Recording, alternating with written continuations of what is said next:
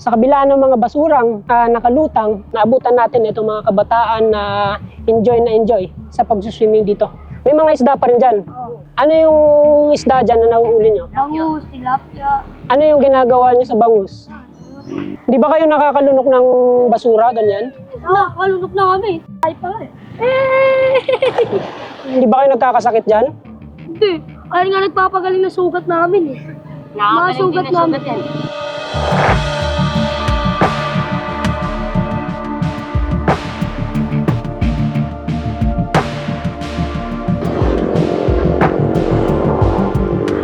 Dahil nga sa hindi ganun kasikip dito sa kalsada ngayong araw, kaya napagpasyahan kong mag-ikot-ikot at samantalahin yung ganito kaluwag na daloy ng trapiko para mapuntahan yung iba't ibang bahagi ng Quezon City na bihira nyo lang makita.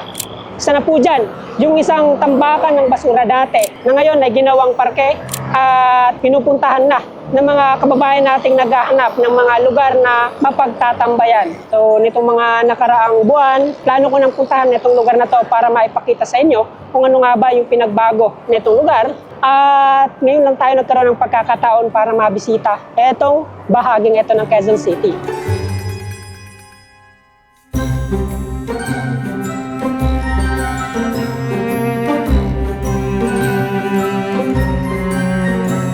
So gamit po pala natin motor ay etong Aprilia. At dito sa ating helmet, makikita nyo po etong intercom. Napaka-importante po nito sa biyahe namin ngayon kasi may kasama po ako, may back ride para hindi po kami nagsisigawan kung halimbawang meron kaming pag-uusapan habang nasa biyahe. Merong mic at merong earphone sa loob nito. Kaya nakakapag-usap kami habang nasa biyahe.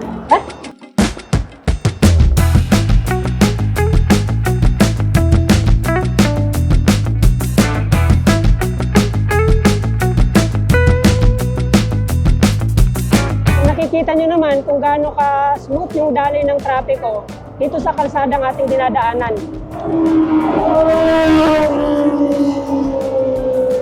Tignan mo naman yung big bike na yon. Parang nasa NLEX lang.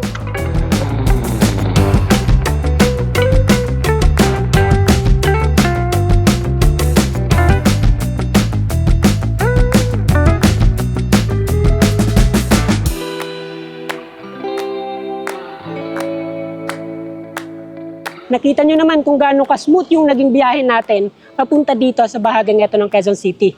Mula doon sa Banawi Street kung saan kami nag-stay ngayon, narating natin itong Payatas Bike Park sa loob lamang ng 20 minuto. Dito nagulat ako. Dati kasi yung alam ko sa bahaging ito ng Quezon City ay makalat, maraming basura at yung mga kabahayan ay hindi ganito kaayos. Pero ngayon, tingnan nyo, maayos na yung lugar, smooth yung travel papunta dito. At yung pinaka kapansin-pansin talaga ay etong inaapakan nating man-made na bundok.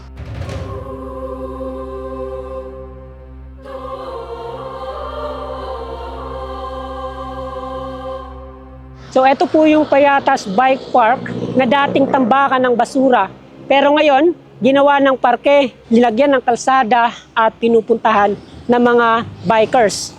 Ngayon, kung nakapagtataka lang, ay sarado yung gate at wala tayo nakikitang mga nagbebisikleta. Bakit po ba sarado itong Payatas Bike Park? Dahil po sa mga sinkhole na nangyayari. So anong buwan po ba o anong taon sinara itong bike park? Last year pa po sir mga ganun. Pero dati may open naman siya dito. Last year lang nag-close siya dahil sa kalamidad nga po. Dahil nga sa hindi pa ganun ka-safe, etong mga dadaanan paakyat doon at papunta doon sa kabila, kaya kahit sila sir ay hindi sila pwedeng magpapasok ng mga bisita dahil nga sa may mga nagkalat na sinkhole. Hindi kasi yung maiwasan sa ganitong lugar na galing sa basurahan na magkaroon ng sinkhole dahil nga yung ibang mga basurang nabulok na sa ilalim, yun yung biglaang nabubutas. So sa ngayon, makikita po natin na tahimik etong lugar at tanging yung mga gwardiya lang yung nandito. Buti na lang at nagkaroon po tayo ng pagkakataon na masilip etong lugar na to at mapatunayan sa inyo na yung magandang burol na to ay mula pala sa isang basurahan.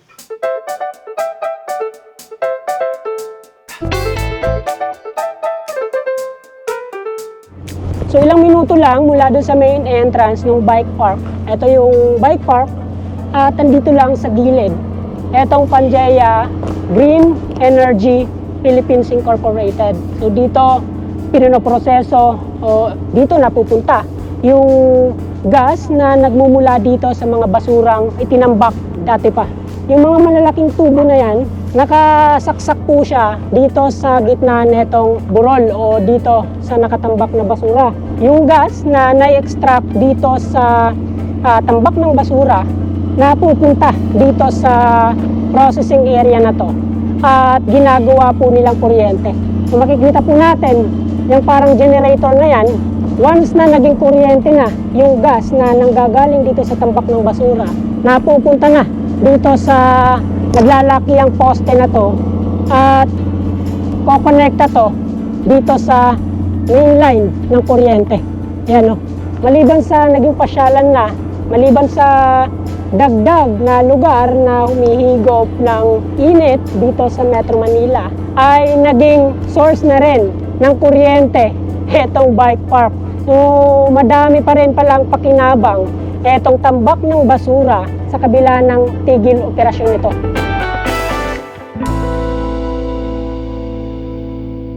Thank you, sir. Thank you, thank you. Thank you.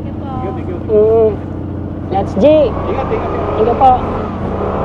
Ayan, so quick visit lang po yung ginawa natin dito sa bike park ng Payatas. Kasi mula dito ay pupuntahan naman po natin yung isang lugar na ginawa ding dating basurahan. So kukumustahin natin yung lugar na yun kung okay na ba o kung basta excited akong makita etong bahaging ito ng Manila.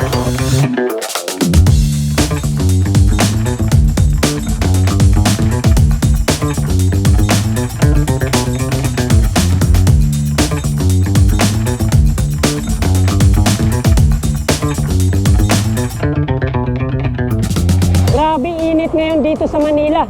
Nakakagulat lang kasi doon sa mga lugar na napuntahan natin ay hindi ganon kainit dahil nga sa madalas yung ulan. Pero dito, tuloy-tuloy yung araw. Wala tayong nararanasang pag-ulan kaya sobrang init ng panahon.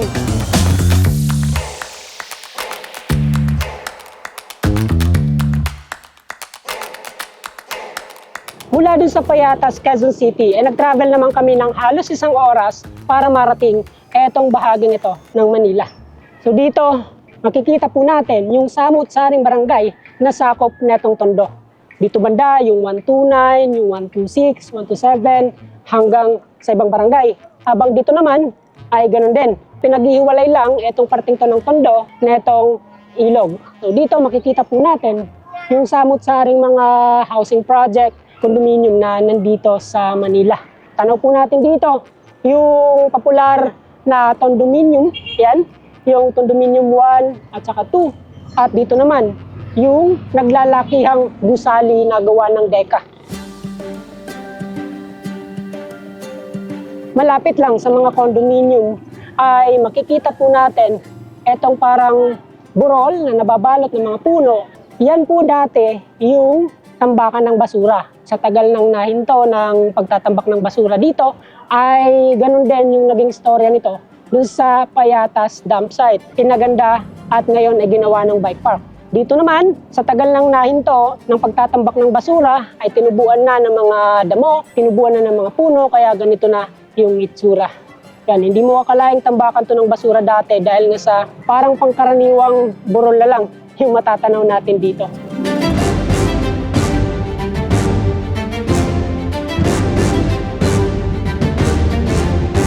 So sa tabi lang niyan, makikita po natin yung samut-saring gusali na tinitirahan ng mga residente dito sa Tondo.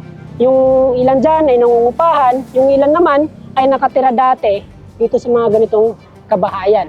Sa gitna lang netong Tondo, makikita po natin etong medyo malapad na ilog. Tingnan naman po natin kung gaano ka itim yung kulay ng tubig na umaagos dito. Pero sa kabila ng ganitong itsura, sa kabila ng mga basurang nakalutang, naabutan natin itong mga kabataan na enjoy sa pag-swimming dito.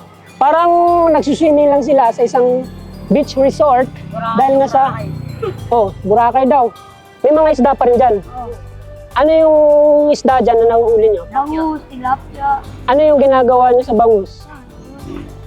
Di ba kayo nakakalunok ng basura, ganyan? Kalunok na kami. Ay pa eh. Hindi ba kayo pinapagalitan ng mga magulang nyo? Wala. Wala magulang. Kami pinapagalitan minsan. Hindi ba kayo nagkakasakit dyan? Hindi. Ay nga nagpapagaling na sugat namin eh. Mga sugat namin.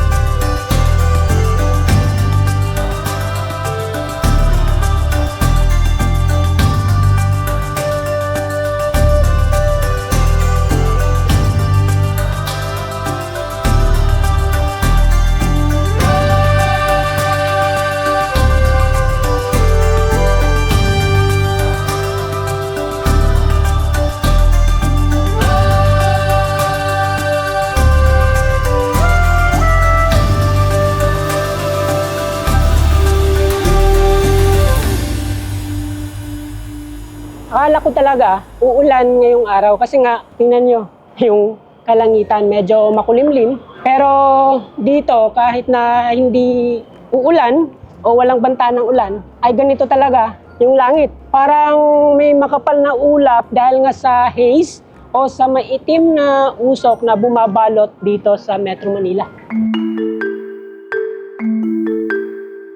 So medyo kinakabahan ako kahapon at ngayon sa pagmumotor dahil nga sa wala kaming dalang raincoat, baka umulan. At buti na lang, ganito lang talaga yung panahon dito sa Kamaynilaan. Nasanay kasi kami sa mga probinsya, sa mga hindi polluted na lugar na maaliwalas yung kalangitan. Makikita pa natin yung buwan at klaro yung araw. Pero dito, kahit na maaraw, ganito yung kondisyon ng panahon.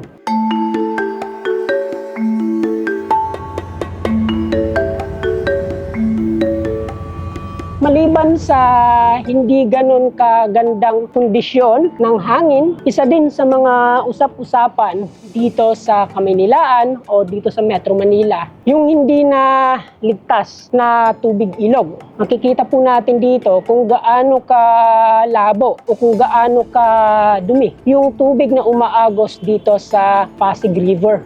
At base sa mga nakalapong impormasyon, eto pala yung pinakamaduming ilog na nandito sa Pilipinas. Tingnan nyo naman kasi kung gaano kadaming basura ang lumulutang ngayon.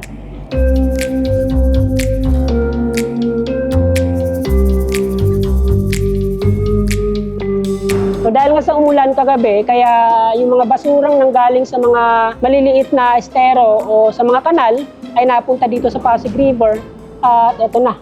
Sa ngayon ay nililinis na to, kinukuha na ng mga taga-DNR para hindi na dumami pa o hindi na mapunta pa sa parting yon ng ilog.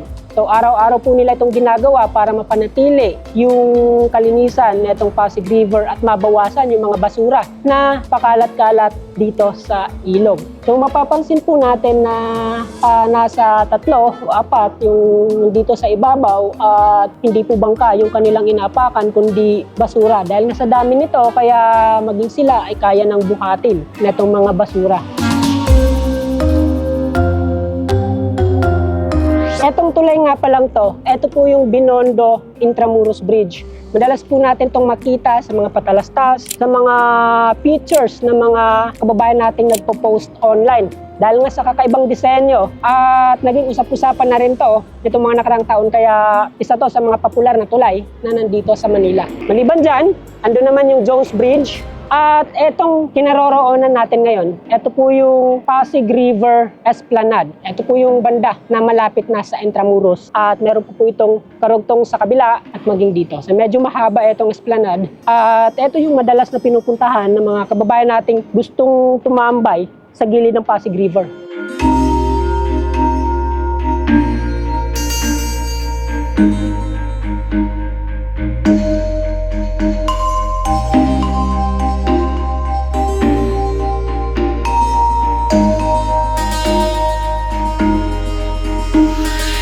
Ito yung naging dahilan kung bakit ganito kapolluted etong Pasig River. Kasi kung walang mga ibang nakakonektang ilog dito sa Pasig River, posibleng mas malinis to kumpara sa nakikita natin ngayon. Pero dahil nga sa dami ng mga nagko-contribute na mas maliit na daluyan ng tubig, kaya eto na yung naging itsura ng Pasig River. Parang eto yung naging bagsakan bago ma-release sa dagat yung tubig na nanggagaling dito sa Metro Manila.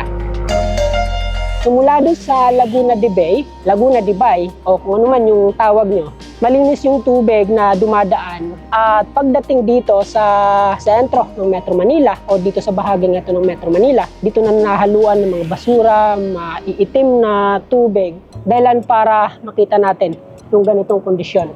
Ito kasi yung parte ng Pasig River na malapit na sa dagat. Yun nga yung mga daong yung mga pier. Sa ngayon nga pala, yung daloy ng tubig dito sa Pasig River ay papasok dito sa Metro Manila. Ibig sabihin, high tide yung dagat, kaya yung daloy ng tubig, imbis na palabas sa dagat, papasok dito sa bahaging ito ng Metro Manila. Ito kasi, tidal estuary. Ibig sabihin, nakadepende sa level ng tubig dagat yung daloy ng tubig dito. Pag halimbawang high tide sa dagat, papasok yung tubig. Pag halimbawang low tide naman, manggagaling sa Laguna de Bay at sa mga ilog na nakakonekta dito sa Pasig River, yung tubig na lalabas dito sa Manila Bay.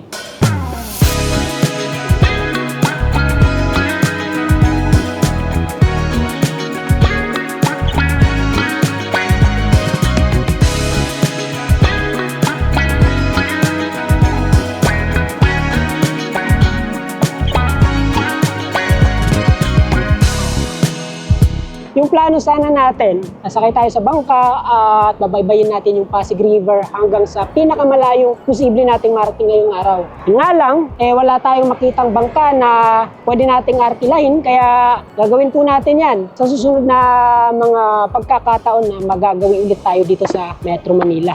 So ito nga pala, itong motor, sasoli na natin doon sa pinaghiraman natin, dyan lang. Ngayon, titingnan natin kung kumusta na nga ba yung in-upgrade nating sasakyan dyan sa may Gears dito sa Banawe.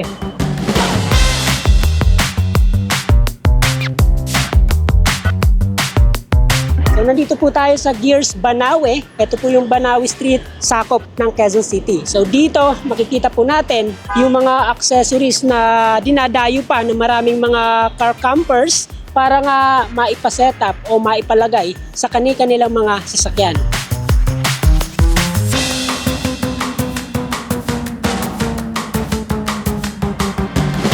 Wow! Eto kaagad yung bumungad. Ang angas. Morning, sir. Morning, sir. So, eto nga pala si Sir Rovi ng Gears Banawe. Ano po yung mga inilagay natin sa pick-up dito sa Hilux? Bakit ganito kaganda yung naging output? So, bali sir, linagay natin is yung Oldman Emu Nitro Plus suspension. Umakyat siya ng mga 40mm, almost 2 inches. We also put Bradley V from Japan, 17 inches. And then nagkabit tayo ng Black Bear all-terrain tires na 285/70/17. And then sa likod naman, we also put a Nitro Plus suspension with the lift spring to lift the back naman to carry all the load. Sa taas naman, naglagay tayo ng ARB base rack to support, of course, the awning, as you can see here, and then also the Esperance V2 for our camping needs and like overnights and overlanding natin. We also installed a Marco truck horn. Alam naman natin sa Pilipinas, medyo daming pasaway. Kailangan natin mas malakas ang busina para mas pakita tayo.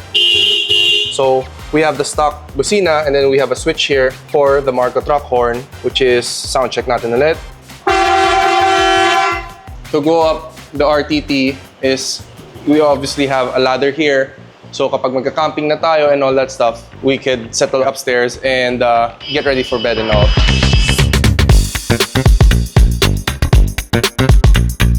Sa dami ng mga nabanggit ni Sir, ay wala akong ibang masabi, kundi wow. Parang ito na yung mga setup na nakikita natin sa mga car campers, yung mga umakyat ng bundok, nagsa-setup sa kung saan-saan. Ito na yon yung pangarap nating setup.